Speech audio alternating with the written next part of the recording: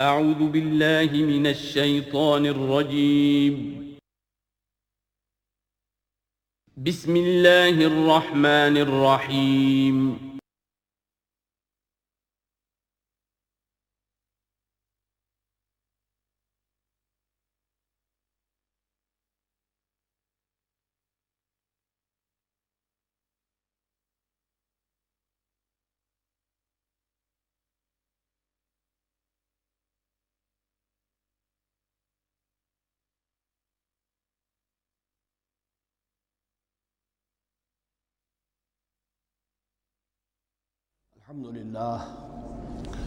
الحمد للہ وکفا والصلاة والسلام علی عباده الذین اصطفى اما بعد فاعوذ باللہ من الشیطان الرجیم بسم اللہ الرحمن الرحیم وَإِذْ قَالَ رَبُّكَ لِلْمَلَائِكَةِ إِنِّي جَاعِلٌ فِي الْأَرْضِ خَلِيفَةً قالوا وتجعل فيها من يفسد فيها ويسفك الدماء ونحن نسبح بحمدك ونقدس لك قال إني أعلم ما لا تعلمون صدق الله العظيم رب اشرح لي صدري ويسر لي أمري واحلل عقدة من لساني يفقهوا قولي۔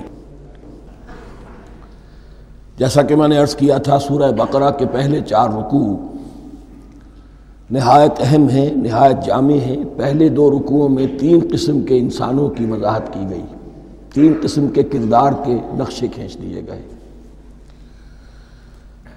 تیسرے رکوع میں قرآن مجید کی دعوت کا خلاصہ آ گیا، توحید فی العقیدہ، توحید فی العمل، یعنی عبادت اللہ کی، ایمان بالرسالت، قرآن مجید کو منزل من اللہ کلام ماننا۔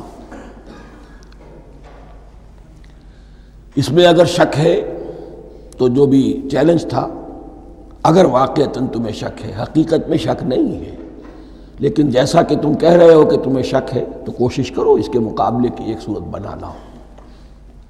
پھر آخرت، جنت اور دوزخ، ان دونوں کا تذکرہ ہو گیا۔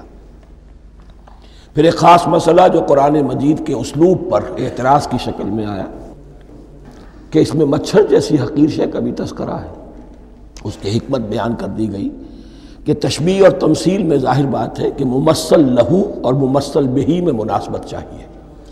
جس چیز کے لیے تمثیل بیان کی جا رہی ہے، جس شے سے تمثیل بیان کی جا رہی ہے، ان میں مناسبت ہونی چاہیے، اس میں عظیم یا حقیر کا کوئی سوال نہیں۔ پھر یہ بات کہ جن لوگوں کے دلوں میں زیغ ہے، کجی ہے، وہ اس قرآن سے بھی ان کی ضلالت میں، گمراہی میں اضافہ ہوگا۔ جو لوگ طالب حق ہیں ان کو یہ قرآن مجید ہدایت دے گا، اور کن کو اللہ گمراہ کرتا ہے؟ جو سرکش ہے، جو نمبر 1 اللہ سے جو عہد کر کے دنیا میں آئے تھے اس کی خلاف ورزی کر رہے ہیں، اور صلہ رحمی کے بجائے قطع رحمی کرتے ہیں۔ اس کے بعد ایک بہت اہم فلسفیانہ بات آ گئی، اور اسی کے ضمن میں نے اصل میں یہ ساری بات دہرائی ہے۔ میں نے کہا تھا کہ یہ بات واضح ہوگی آگے جا کر سورہ غافر میں۔ پھر ذہن میں لائیے کہ جب یہ سورت نازل ہوئی ہے، سورہ غافر نازل ہو چکی تھی، لہذا یہاں اجمالی تذکرہ ہے، وہاں تفصیلی تذکرہ ہے۔ اہل جہنم کا قول نقل ہوا ہے، ربنا امتنا اثنتین واحییتنا اثنتین فاعترفنا بذنوبنا فہل الی خروج من سبیل۔ اے اللہ، تو نے 2 مرتبہ ہم پر موت وارد کی، 2 مرتبہ ہمیں زندہ کیا، اب ہم نے اپنے قصور تسلیم کر لیے، تو اب یہاں سے بھی کوئی اور مرحلہ ہے یا نہیں؟ یہاں سے نکلنے کا بھی کوئی راستہ ہے یا نہیں؟ اس سے حقیقت یہ واضح ہوئی، انسان کی تخلیق اول ہوئی عالم ارواح میں، صرف ارواح کی حیثیت سے، اور حدیث میں آتا ہے الارواح جنود مجندہ، لشکروں کی شکل، تمام انسان۔ ان سے عہد لیا گیا الست بربکم قالوا بلی، پھر سلا دیا گیا ارواح کو۔ یہ گویا کہ پہلی موت تھی جو ہم گزار آئے۔ پھر عالم خلق کا مرحلہ آیا، عالم خلق میں یہ تناسل کے ذریعے سے رحم مادر میں جب ایک جنین تیار ہوتا ہے تو ایک حدیث ہے حضرت عبداللہ ابن مسعود سے 4 مہینے کا جب جنین ہو جاتا ہے تو اس کے بعد وہ روح لا کر اس میں پھونک دی جاتی ہے. یہ گویا کہ احیاء اولا ہو گیا، پہلی مرتبہ کا زندہ کیا جانا، پہلی موت کی نیند سے جگا دیا گیا. اے تازہ واردان بساط ہوائے دل، اب ہم اس دنیا میں اس جسد کے ساتھ زندہ ہوئے، اب پھر موت آئے گی. جسد یہی چلا جائے گا جہاں سے آیا تھا، روح جہاں سے آئی تھی وہاں واپس جائے گی. ثم یمیتکم ثم یحییکم ثم الیہ ترجعون، پھر تمہیں اللہ کی طرف لوٹا دیا جائے گا. یہ ہے بہت گہرا نقطہ فلسفہ دین کا. اس کے بعد مضمون شروع ہو رہا ہے خلافت کا، جس کا اجمالی جو ہے تذکرہ 3 رکوع کی آخری آیت میں آ گیا. هو الذی خلق لکم ما فی الارض جمیعا، زمین میں جو کچھ ہے اے انسانوں تمہارے لیے پیدا کیا گیا. اسی کے ساتھ جڑتا ہوا مضمون اب خلافت کا آ رہا ہے. وَإِذْ قَالَ رَبُّكَ لِلْمَلَائِكَةِ إِنِّي جَاعِلٌ فِي الْأَرْضِ خَلِيفَةً، اور یاد کرو جب کہ کہا تھا تمہارے رب نے فرشتوں سے میں بنانے والا ہوں زمین میں ایک خلیفہ. اب خلیفہ کی حقیقت کو سمجھیے. خلیفہ کسے کہتے ہیں؟ نائب. عام طور پر لوگوں کو مغالطہ ہوتا ہے کہ خلیفہ جانشین جو ہے وہ تو کسی کے موت کے بعد ہوتا ہے، زندگی میں تو نہیں ہوتا.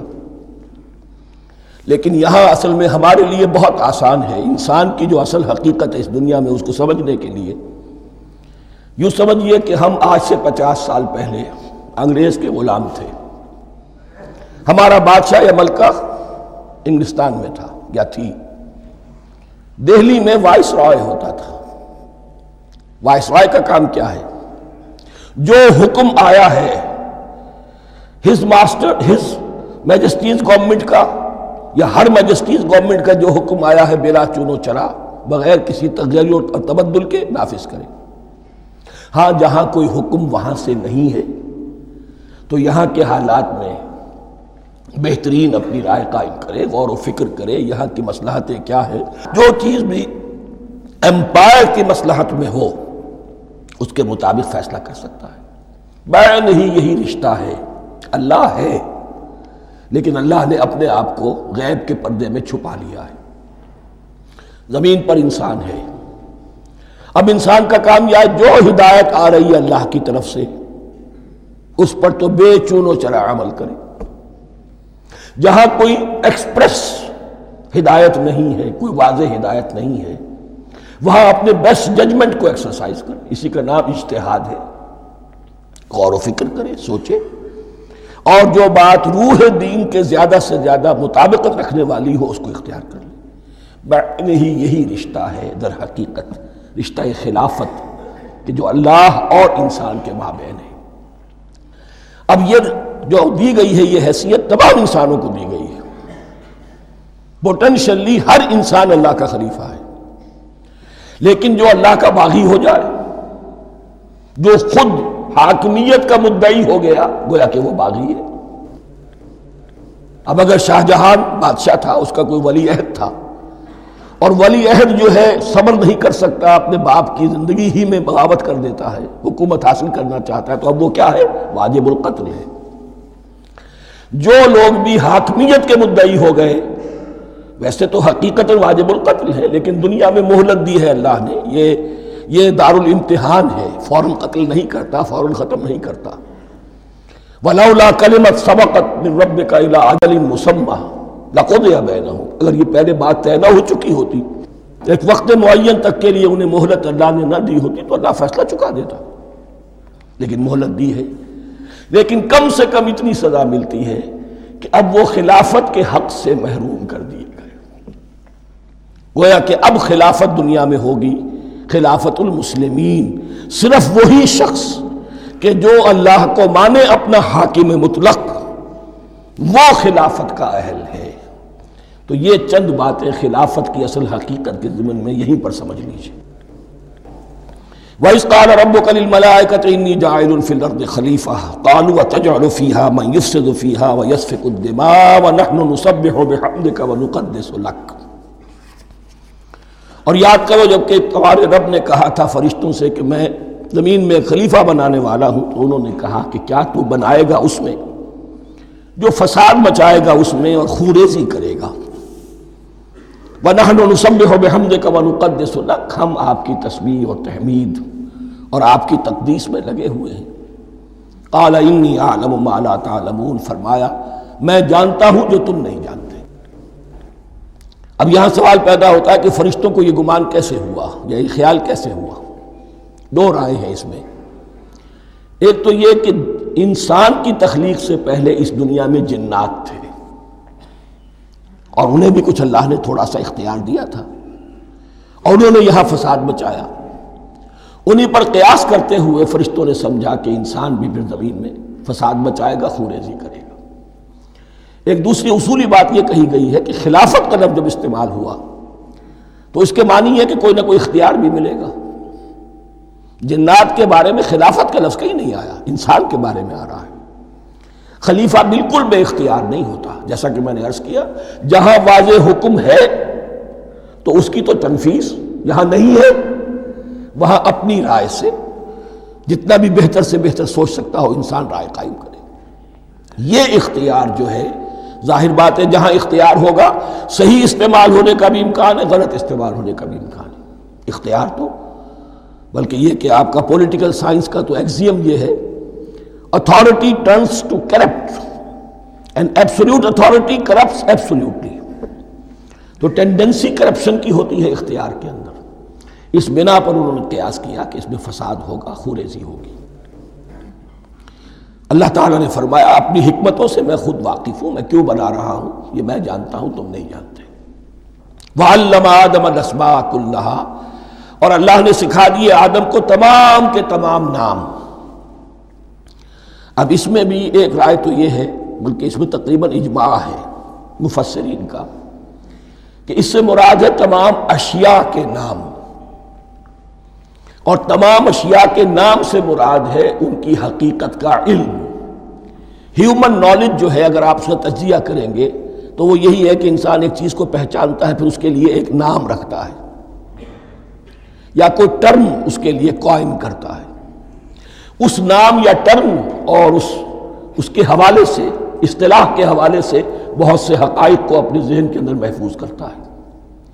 تو گویا کہ ان علمہ آدم الاسماء کلہا، تمام نام سکھا دیے کل مادی کائنات کے اندر جو کچھ وجود میں آنے والا تھا، ان سب کی حقیقت سے پوٹینشلی حضرت آدم کو آگاہ کر دیا۔ یہ پوٹینشل علم ہے، ہیومن نالج، جو ایکوائرڈ نالج ہے، جو انسان کو سم اور بصر اور اپنے اس دماغ کے کمپیوٹر کے ذریعے سے حاصل ہوتا ہے۔ ایک ہے ریویلڈ نالج جو اللہ وحی کے ذریعے سے بھیجتا ہے، ایک ہے ایکوائرڈ نالج، انسان خود علم حاصل کرتا ہے۔ اس نے آنکھوں سے دیکھا، کان سے سنا، نتیجہ نکالا، اور اس کمپیوٹر نے اس کو پروسیس کیا، اس نتیجے کو کہیں میموری کے اندر سٹور کر لیا۔ یہ کمپیوٹر ہے بہت بڑا۔ پھر کچھ اور دیکھا، کچھ اور سنا، کچھ چھو کر معلوم ہوا، کچھ چکھ کر معلوم ہوا، کچھ سونگھ کر معلوم ہوا، کوئی اور نتیجہ نکلا، اسے وہ پاس میموری کے ساتھ اس کو ٹیلی کیا اور نتیجہ نکالا۔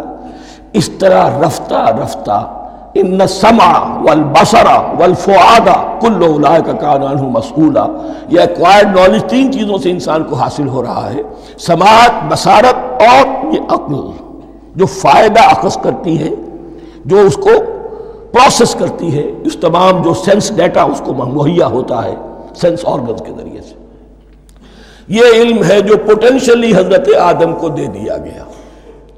اس کی ایکسفولیشن ہو رہی ہے، اب درجہ بدرجہ وہ علم پھیل رہا ہے، بڑھ رہا ہے، اور بڑھتے بڑھتے کہاں تک پہنچے گا ہم کچھ نہیں کہہ سکتے، کہاں سے کہاں پہنچ گیا انسان۔ اس نصف صدی کے اندر علم انسانی میں جو ایکسپلوژن ہوا ہے، میں اور آپ اس کا تصور تک نہیں کر سکتے۔ اکثر بڑے بڑے جو سائنسدان ہیں انہیں تصور نہیں ہے، اس لیے کہ ایک شخص